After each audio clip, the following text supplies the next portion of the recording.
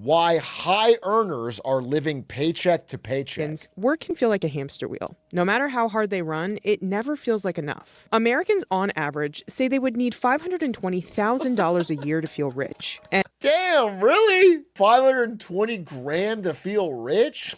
That's insane. That's such an unrealistic number. In Santa Monica and Manhattan, maybe? But I feel like most Americans, you live in a place where you can feel very good for way less than this. You don't need, this is not even how much you need for a house. This is a lot of money. This is a lot of fucking money. This is well more than I made in a really good job at NVIDIA. Not counting stock, but the stock, I didn't sell stock at the time. That's crazy. That's an obscene amount of money. I'd feel rich at 80K. Okay, I see what you're saying. You're talking about the word feeling rich is the operative word here. Still, I mean, I'm thinking back, right? I feel like at 250K, which is less than half of this, was like such an absurd amount of money in a high cost of living area.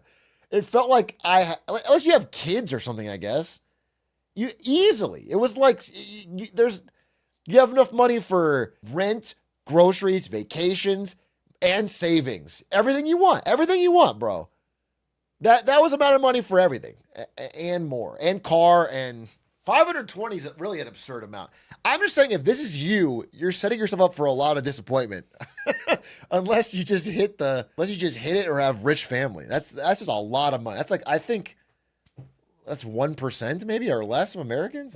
And the more people earn, the more they say they need to. Wait, I lost my sound. Lifestyle creep? Yeah, that's a big part of it. You got to avoid lifestyle creep. Need to feel comfortable. Americans making under $50,000 felt they needed $157,000 a year to feel comfortable. Those making $100,000 or more said they would need $246,000. When I was in middle school, a song came out called Mo Money, Mo Problems. And I think that that's true. Your problems scale. You still are dealing with a finite number every month. Your worries, your anxiety, your budget scales to that. You still are dealing with a ceiling. About 14% of all U.S. households. I mean, the hamster wheel metaphor is very apt here because that just means your costs are going up. Now, I understand if you get a family. If you get a family, then all the costs balloon, right? College funds, taking care of kids, it's expensive, 100%. But if your life hasn't changed, but only your money changed, the amount needed being so much more is crazy. Make $200,000 or more every year. But many of them, dubbed Henrys or high earners, not rich yet, still don't feel rich. 62% of people with salaries over $300,000 a year struggle with credit card debt. What? People over 300K a year are struggling to pay their credit card bills? What are you buying? Dude, we're such a debt-obsessed fucking country. That's crazy. You seriously, this is the best advice I can give, bro. Is like, get off the treadmill, the hedonic treadmill, bro. Keep your expenses low. Every time your income goes up and your expenses don't go up, you feel more free. You feel more free. This is crazy. You don't need to get the fanciest fucking shit to impress people. The new Labubu drop is expensive. Don't buy the latest Labubu. Buy a used Labubu. I'm not saying get no Labubu. I'm just saying buy a used one. Or be happy with what you get from the first blind box. Don't buy 10 more blind boxes to get the right one. Earning doesn't actually make you feel rich, spending it does. If most people spent 99% of their paycheck, they'd feel quite rich. And it's the paradox here, when we're in accumulation mode, it's very difficult to feel rich. It can be pretty easy for someone to feel like I'm making really good money, but I don't have a lot of discretionary income. Earning more and feeling like you're still on a hamster wheel is what a lot of Henrys experience. And that's because they're not living within their means. They may have been living above their means when they weren't nearly making as much money, and now they're just continuing to add more and more and more. I earn $300,000 and I live in New York City. I definitely don't feel rich. I feel very lucky, I feel privileged, but I do not feel rich. I could not stop working right now. I have more money anxiety almost now than I ever did. I don't know how to say it. Like, if you can't make 300K, I understand that like wealth inequality in America has gotten bad. Housing's gotten absurdly expensive. You could make like 150K and still feel like you couldn't get a house. But if you're making $300,000 a year, you should be able to manage it. I don't know how to tell it to you. I got to keep it a buck. I got to keep it in stack. $300,000 years in any part of America, you can make it work. You can make it work. 100%. I don't know how to tell you this. You should not have massive money problems at $300K a year, unless you have a massive family. That's the only thing I'll say. If you have like fucking 4 kids, that changes things. But for a person or a couple, that's enough money. 100%. I just got to keep it real. In my 20s, I am on a hamster wheel, and there's no question about it.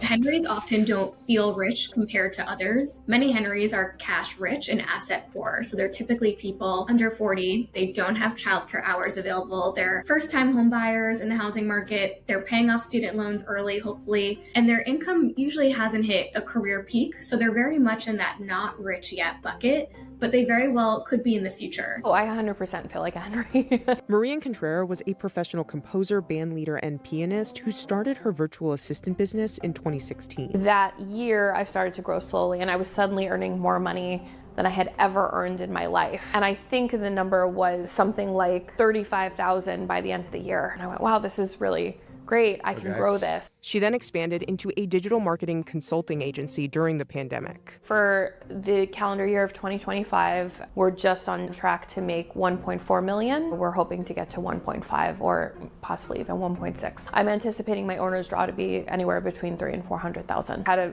pretty successful career as a musician through most of my 20s. The thing they don't tell you about having a career as a musician in music school is that you can be playing Carnegie Hall, which I was, and I was making $15,000 a year. And I didn't realize how much freedom money affords you. Now that I see the kind of freedom that somebody who earns what I do or even more has, that's my goal. That is absolutely what gets me out of bed in the morning. A lot of the high earners, not rich yet, they're first generation wealth. So they still take their wealth into perspective against their family members or others in their community, and they realize how well they're doing. So they don't take it for granted. But I think what makes them feel not rich is we were told once you make 6 figures, all of your problems will go away. You'll just have so much excess. And I think we know that narrative is not true anymore. I would have thought back. Okay. I don't know who told you that all your problems would go away at 100 grand. That's not realistic. But a lot of them can. You're adding new problems. I think they're like dancing around it, but there's just no way for it to not help you out unless you're adding new problems. Then that the amount of money that I have in the bank right now, I would be rich. I would have just thought, oh yeah, she's made it, and I don't feel that way. I know that I am on a hamster wheel with my business. I actually really love the hamster wheel. I love what I do, but I also realize that I can't stop. Wait, what did you think when you made your first $300K a year that you are retired and you never have to work again for the rest of your life? What expectations did you have? If you have that much money a year and you live relatively cheaply, you're banking so much that you could take a year off or whatever. You're overspending. There's just no other way around it. So Henrys often don't feel rich compared to others. They work very hard for their money, but they also spend a lot more than the average person. In a lot of ways, Henrys may be victims of their zip codes. $100,000 in LA is definitely very different than $100,000 in Iowa. Someone makes $200,000 a year in LA. They're going to probably take home $140-ish. Rent for a 1-bedroom is going to be at least $3,000. Their car payment's going to be $700. Car insurance is going to be maybe $200 a month. Gas is going to be $200 a month. If you were to right there. Okay, first of all, don't pay car insurance. If you get in an accident, just run. Gas, siphon it. Siphon that right out of other people's cars. That's free money right there. Act broke to stay rich, bro. Car payment? Bro, drive a 10-year-old Honda Fit beat up with a huge gash in the side from when you slammed it into a pillar in a parking garage. Now you don't have a car payment, okay? Boom. Ding, ding, ding, ding. That's $50,000 right there. The remainder is for all the other things. We haven't eaten yet. We haven't purchased groceries. We haven't paid for subscriptions to Amazon and Netflix. We haven't gone on vacation yet. We haven't purchased clothes yet. It can whittle away your discretionary income if you're living in an area that has a high cost of living. When my business started to grow, Sorry, what was the math on that? Even with all this insane, so be $700. One bedroom is going to be at least $3,000. Their car payment's going to be $700. Car insurance is going to be maybe $200 a month. Gas is going to be $200 a month. If you were to annualize that, that's $50,000 right there. Okay, $50,000 out of $140K, so you still have $90,000 left over to discretionary spend. Even at these numbers, which I could quibble with, you still have $90K left over to fund your what? Your Amazon, your Netflix, your vacation. You can make that work. I'm just saying none of this is fucking crazy, even in LA.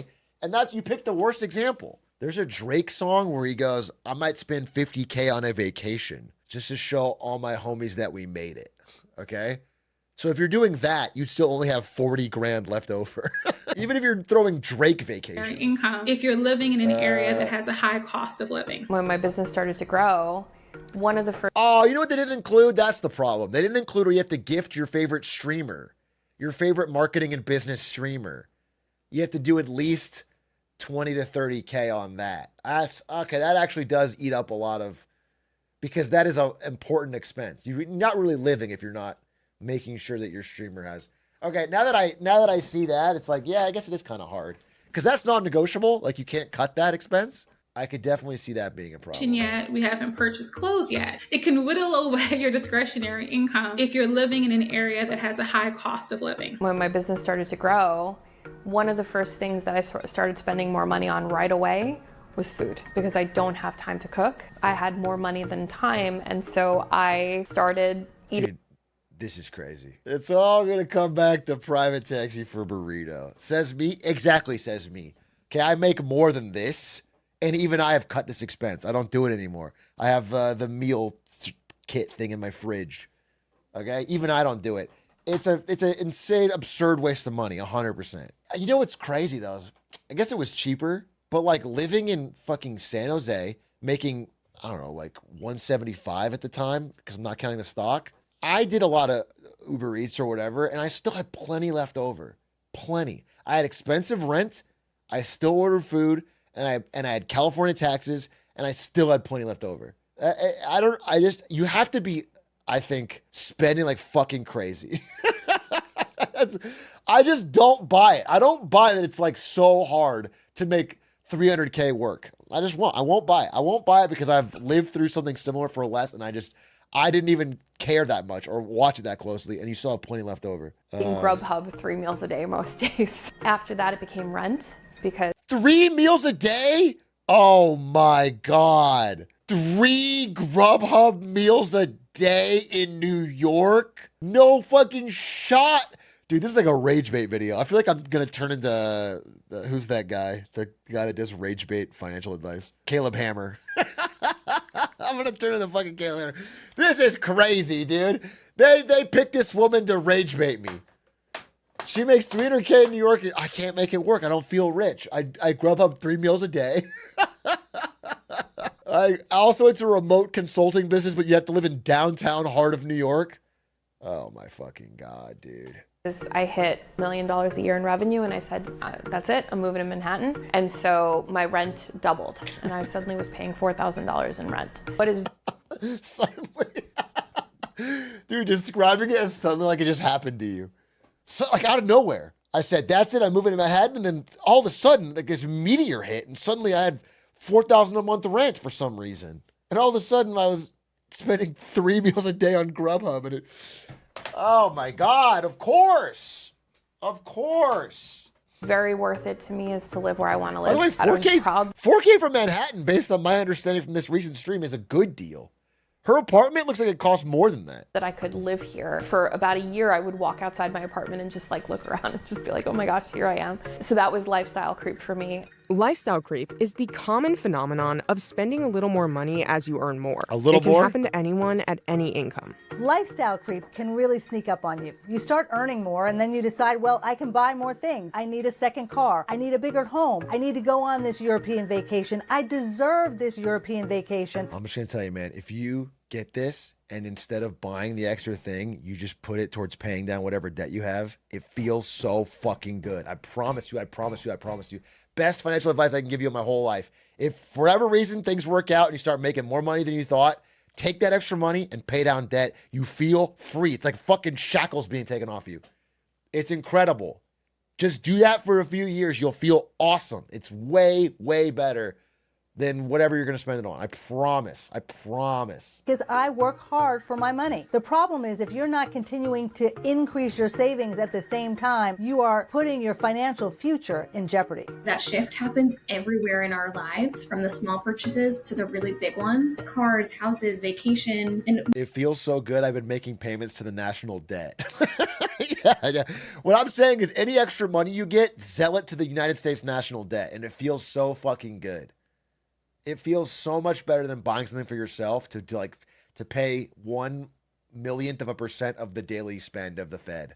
It's awesome. Take an extra shift, actually. Work extra hard and then put that money towards the national debt. most of these expenses are fixed. Lifestyle creep impacts almost all. Borrow money, actually. You should borrow money in your own name from a bank.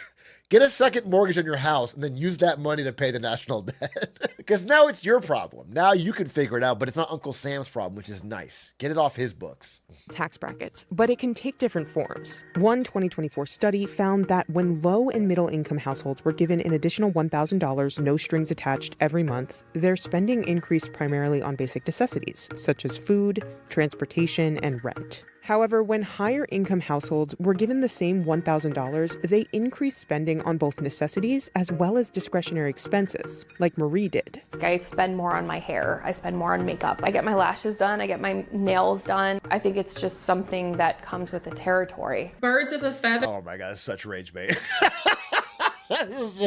This woman is like a paid actress designed to make the internet mad and make me mad. That's crazy. You know what? Go off, Queen. I'm not falling for this scam. Good job. Good enough. Well spent. Well spent. Good job. They tend to flock together and their spending tends to be more aligned. If you make about $85,000, your friends probably also make about $85,000. So you're doing similar activities in the same economic bracket. Once you have friends that are making $200,000-$300,000 a year, your activities will change. The restaurants that you will eat at will differ and change. They're going to probably be a little bit more elevated. Your vacations are going to be more elevated. Your clothing is going to be more elevated. It's not necessarily spending irresponsibly, but they're spending aligned with their friend group and their community. That's why a lot of them oftentimes don't feel rich, because they're spending along with their friends. Emotions are tied so tightly to what we do with our money. It happens to everyone. You get a raise, you're feeling great, you deserve to go out to dinner. In fact, you deserve to book that cruise. But the reality is that money was supposed to be earmarked for a bump up in your retirement savings, or money that you were going to put toward your child's education, or maybe you don't have an emergency fund, or at least not an adequate one, and the money should have gone there. When we allow ourselves to let our emotions overtake what we're doing with our money, we lose sight sometimes of what our goals are and how we have planned to meet them. A Henry will sometimes look to the mega millionaires or the billionaires and wish that they had more, but it's really just that upwards comparison for more that keeps them stuck. More will never be enough at a certain point, and you have to decide what you have is making $200K and feeling sad because Jeff Bezos has more. I feel like I wouldn't even be able to hang with Jeff Bezos at the yacht club. It's absurd, bro. It's absurd. Ultimately enough, and start appreciating all that you do have instead of fixating on all that you don't. Experts say the best way for Henrys to start to feel rich and to get off the hamster wheel is by budgeting and planning for the future. You can't really figure out if you're rich yet unless you know where you stand right now and where you want to go. You need to know your net worth. Doesn't matter how much money you have. It's not just for rich people. You have a net worth. What you own minus what you owe is your net worth. Everyone has one. Yours may be negative at this point, but you have to figure how to turn that around. Once you know your net worth, then you can start to build on what are your goals? What do I want to have in terms of my retirement savings, in terms of savings for college if you have children, in terms of emergency savings in case anything I happens. feel like she's making it uncool to save. I wish she wouldn't talk. I feel like she's making it lame. This is making it lame. I can see why. If I saw this video, I would want to spend more money. This makes it sound so boring.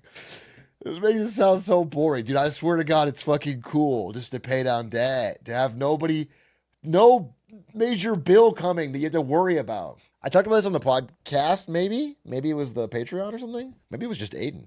But I was just saying that my dream goal, I might be there now, actually. I'm working on it for a while, but my dream goal is to have all my expenses able to be covered by a Starbucks job. So if I did nothing else but work at Starbucks, I'd be fine.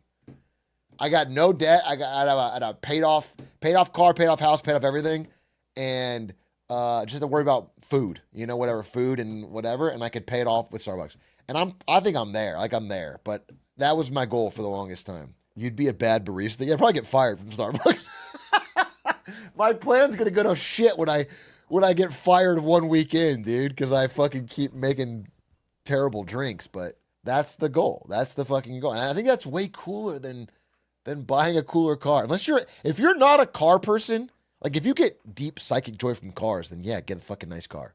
Some people are car people. I've met them. They love cars. They care about cars. They watch car YouTubers. If you're actually a car guy, then I fucking get it. Buy the car. But if you're not, and you buy a nice car because you think it's what you're supposed to do with money, then you're fucking stupid. Don't do it. It doesn't matter. If it's not going to give you that psychic joy, don't fucking do it. And how secure will I be? Once you have significant emergency savings, enough to cover, say, 6 months of your expenses or more, you're going to start to feel rich. Surveys have shown that financial well-being is tied closely to emergency savings. And so, if you have savings, if you feel safe, you feel better. It's way better than having something cool. I mean, it's not cooler than having a sick fucking Rolex. Step one, get the Rolex. But then step two, if you know that you're not going to have to whip out a credit card, that you're going to be able to pay for the roof that needs to be fixed or the car that breaks down, you're going to feel rich. I think wealth is often an emotional feeling. It's a mindset to feel truly secure and not to have to worry about finances at all. Feeling rich, it can feel much more about the bottom line and the dollar amount. So one is more about the tangible number in your bank account, and the other more is a feeling. Most people aspire to reach a level of wealth where they don't have to stress or worry about their finances or even about the future generations, to know that there's a cushion there. One of the things I focus on with my clients is a budget should be a representation of your values. The issue is you can't value everything. You have to prioritize it. And when people tell that to our fucking country. What do we value? I guess everything, because we spend on fucking everything. Way more than we have, and we're constantly borrowing. Dude, America is like it's like a person with $300K in credit card debt. And GrubHub 3 times a day. America is such a Henry with the worst spending habits. Just a absurd addiction to buying things.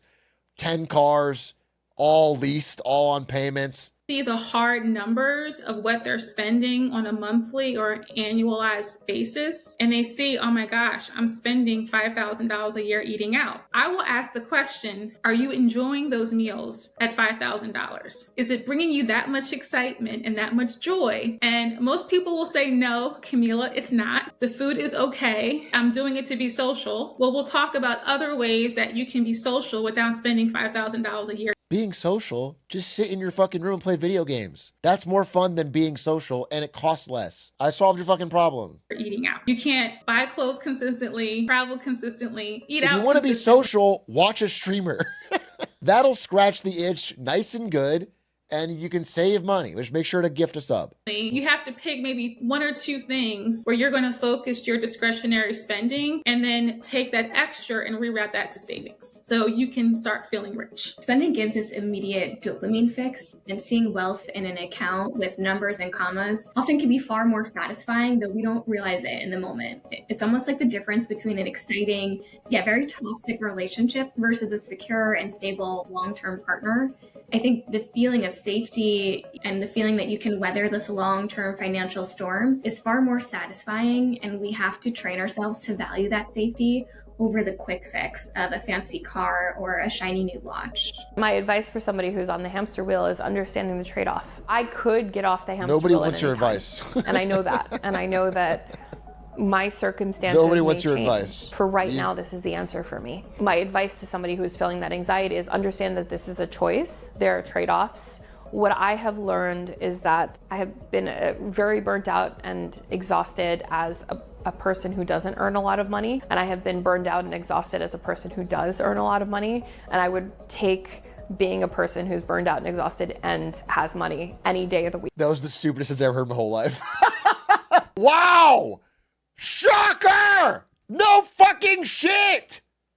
The point is you could be not burnt out and exhausted. I'm gonna crash out. She got me. I would rather do that than be burned out and tired and also worrying about my bills. Cute cat though. Wise words from the sage.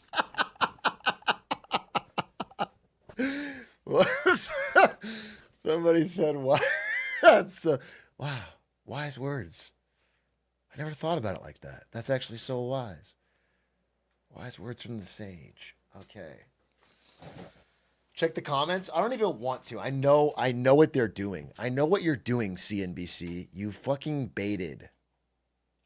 God, these comments. I started making more money, so I moved to Manhattan. The lack of self-realization is astronomical. 1.4K. Yeah, it's crazy.